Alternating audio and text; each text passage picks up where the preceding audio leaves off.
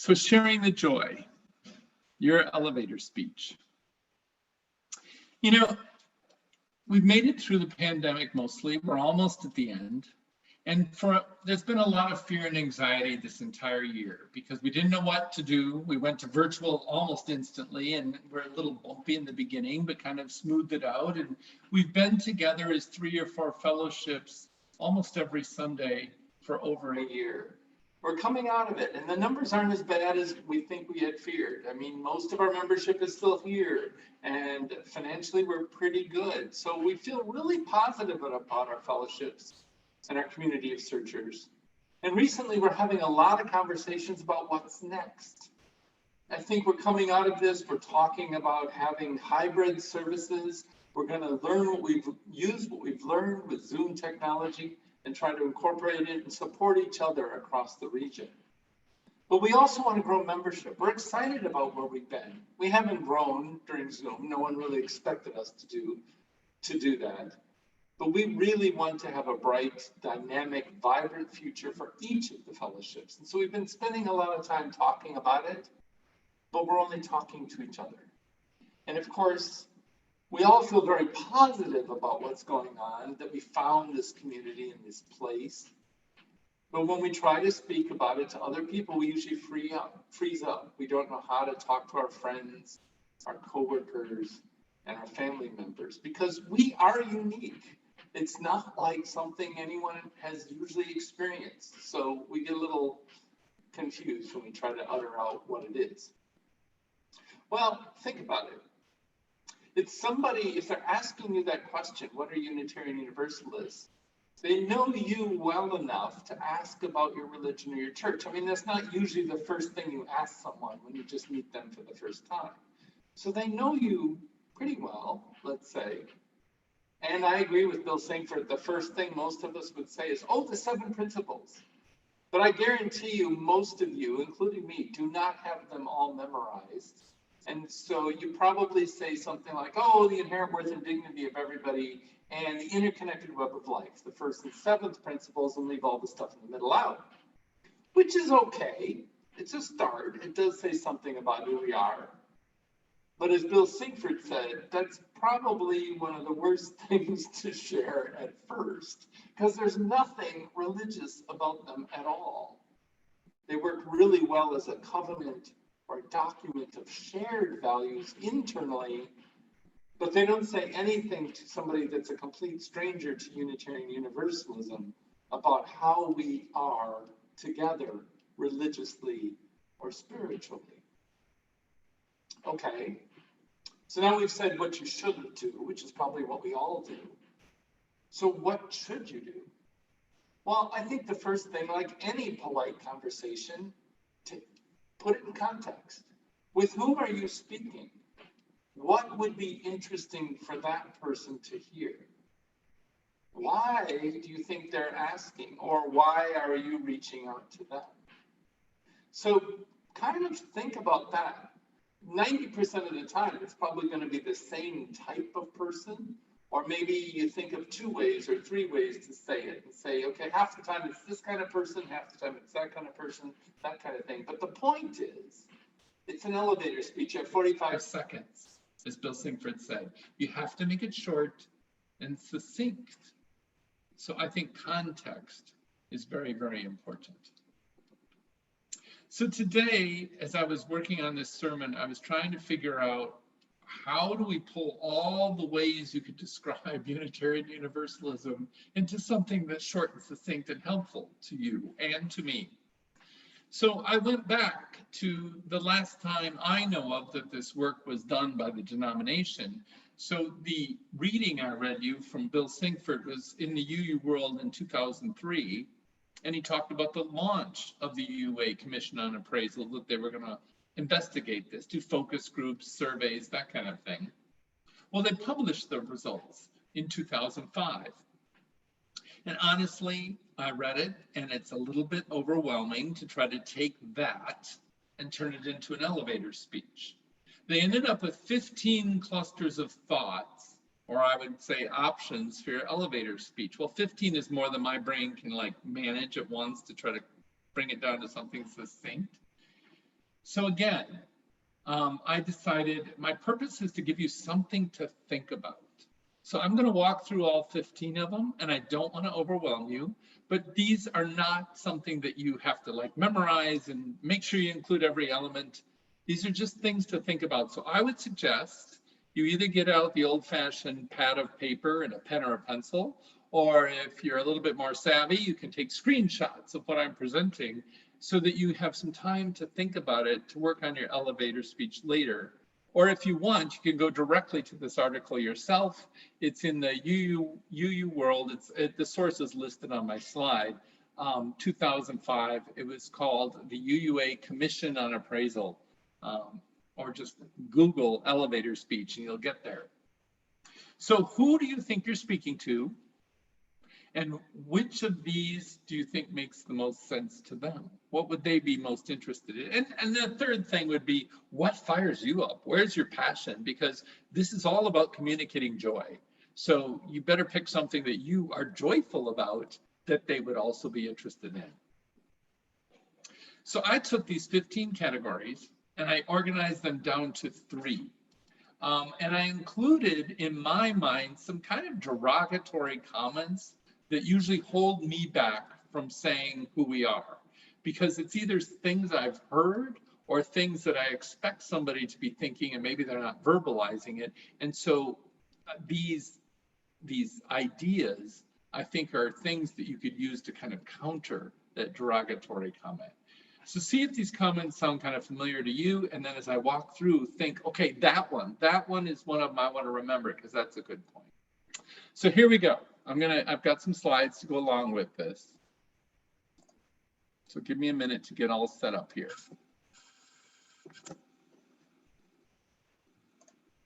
Okay, there, see the source down in the corner? It's the UU World Winter 2005 edition is where you can find these. So I have dubbed them possible elements of your elevator speech. And the first thing that I would say is, this is the derogatory thing that first comes to mind. Oh, your religion is just a fad or some kind of woo-woo faith. Well, to counter that, let's ground it. Let's make sure everybody understands that we have a very long and worldly tradition. We're century-old tradition of religious focused on this world, not the supernatural or what's outside of this world. In fact, the very first category that the UUA came up with is that we are a grounded faith.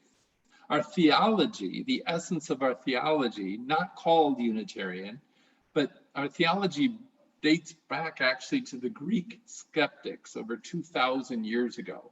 They were doubting the supernatural parts of their gods, and there was a group that wanted it to be more humanist. So throughout time, we're firmly grounded in history and the realm of ideas. So we're grounded. That's the first thing. The second thing is we're an ecological faith. We're grounded to this world. We are interconnected to the web of all existence. And this concept comes from a lot of the Eastern religious concepts. And frankly, it counters a lot of the dominant Western theology that says that humans are separate and are meant to dominate the world. The third is we are a human faith. We are religious thought. Now, the idea is that religious thought is a profoundly human phenomenon. Other species on the planet don't seem to have religious thought, but it's a human phenomenon, and we are focused on human suffering, frailty, and potential. We're focused also on the well-being of this world, not the next. And finally, we are a responsible faith. Regardless of where each of our religious inspirations come from, regardless of which of the sources it comes from, we understand that humanity must take responsibility for the state of the world and do it seriously. Humans have caused the issues and are responsible for redemption, healing, and wholeness in this world. So, again, if you feel like the fear or the statement's going to be, you're just a fad or a woo-woo faith, think about grounding. what is a quick way that you could talk about we are a well-grounded, long history faith? The next comment, derogatory comment, would be, you don't really believe anything, or the corollary that goes with that, oh, you can just believe anything, right? The way I would counter that is, frankly, what is the content of our faith? And this is where I get into religious exploration. It's a term we usually use with our children and youth. We call it RE, right? But religious exploration is what we are all doing in this faith. And it's something that I think is expected. Those of you that have taken my introductory class, I always use a metaphor of Zion National Park and say our fellowship is the outfitter in the valley of Zion National Park. It's where we all gather and meet up and get prepared for our journeys and meet other people that want to go on hikes with us. And we go up different hills and explore different paths. And it's not about getting to the highest point in the park or the highest mountain saying, now I know what I believe in planting a flag. It's about exploring and seeing if what path I've gone down has any meaning to me, and sharing that with my co-hiker, right? So with that in mind, we are an experiential faith. We don't trust beliefs that contradict our experiences. Now, that doesn't say we're not open to exploring mystery, things we haven't or cannot experience, but generally we use our experience and will not just trust belief willy-nilly. We are a free faith. We believe in the integrity and authenticity of individual searches. Going back to my Zion National Park metaphor, there's a lot of paths out there all through all those hills, and we can take them individually, and that's totally fine, and we support it. We are an imaginative faith. We use creativity into our approach to form our own theologies. In fact, we have a curriculum that says build your own theology. And we're very good at engaging with metaphors and stories from many traditions and keeping them as metaphor, not literal interpretations, so we can really engage our imagination to help create our faith. An embodied faith, now this one has grown up more in the last couple of decades. It comes from a growth out of neo-paganism. And it's really talking about embracing the beauty and the power of ritual, particularly pagan rituals. And there's a quote that the study provided that I'm just going to read because I thought it was the best description of this. It is, living more fully in our individual and corporate bodies, and therefore more respectful of the body of Gaia. We are very much embedded in the spirituality of the planet and the universe and Gaia, embodied faith. Likewise, there's mindful faith. In the same decades, there's been a growth in Buddhist traditions in Unitarian Universalism. And so the UUA said this is a grasping at disciplined spiritual practices, the desire to be fully present in the moment, and really cognizant of the depth and drama of being. And finally, the last one is a prophetic faith. Again, in the most recent decades, the growth of feminist and liberation theologies, as well as more recently the Black Lives Matter movement and the demands for dramatic change to dismantling systemic racism. Again, I quote from the study, it's a more risk-taking faith, daring to name what is broken, to challenge assumptions, and to take actions requiring discomfort and sacrifice. So that's where I believe we need a content part of our statement, something about what is the religious exploration. It's not that we don't believe anything or we believe everything. I think we have an expectation to explore. We're not going to hand you that creed. We're not going to hand you what you need to believe. You're expected to go out and explore alone and with others. So make sure that that's part of your elevator speech. And finally, the last one that I've heard is you are a cult. Okay, you're all brainwashed and you all think alike like a bunch of zombies. Well, I think it's a confusion with people. I think it's our structure. We're very community-centered. Now, many congregations and churches and synagogues and mosques are very community-centered, but I think we are uniquely so, and we'll talk about that here in the next few points. So the UUA study said we are a very relational faith. I think immediately of the Brene Brown quote, humans are hardwired for connection from the day we are born to the day we die. And we are very much a caring community that supports our individual journeys. I think many congregations and all different denominations and world religions are part of caring communities that care for each other. But we are unique in that we realize that we're all on different journeys, and so we go out of our way to support those different journeys. We are a covenantal faith. We talk about that a lot. Covenant is just a fancy word for promise. A promise that we will hang in there together, to be with each other. It holds us together, not a creed like the Apostle Creed or Nicene Creed if you came from Christian backgrounds. We don't have a common belief, of course. We have a promise that we will be on this journey together. And then the study had this odd term. It said we are a dialogical faith, which basically means we like to talk a lot. We like to be in dialogue. So think about covenant groups, or in Open Circle, they call them chalice circles. And then think about during COVID that we have had discussion groups every single Sunday that often last at least half an hour and sometimes up to an hour. We like to dialogue with each other and share our experiences with each other. That is definitely what we're about. We are a curious faith. Freedom and tolerance are earmarks of our faith since the Protestant Reformation. There's a quote by Francis David, who's a Transylvanian Unitarian theologian. It's pretty famous. It's, quote, "We need not think alike to love alike." And that's very much it. We can definitely be in covenant with one another, but we have the freedom to think how we want, and the tolerance should be expected. Now, that's not always easy to live up to, and we do make mistakes from time to time about that tolerance. But we're willing to search always for new insights and discard our former way of thinking if they no longer are useful. We are a reasonable faith. We encourage rational thinking. In fact, we are probably known for that as a religious organization more than anything else. Very much people of the brain.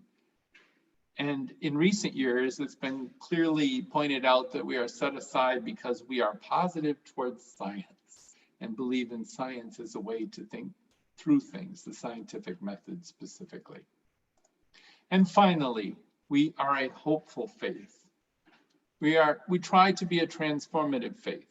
Over and over again, we hear of people in new visitor settings, or when they're joining and we have rituals and ceremonies, that they talk about how they never thought there would be a place like this where people are so free to think how they want to and go on these journeys. It has transformed them in the way they approach religion. Well, bigger than just the individual, we aspire to build that famous beloved community. Theodore Parker, a Unitarian minister and leading abolitionist, said his famous quote, "The arc of the universe bends towards justice." We believe in helping to bend that arc as much as we can towards justice, to build that beloved community in society as a whole. And then we have got to be the most optimistic people on the planet. We always have optimism that our fellowships can be and should be that shining example of what beloved community on a small scale can be. So when you hear things like you're a cult or some sort of odd group that they use, whatever their word is, remember that might be a good thing, that we're very community centered.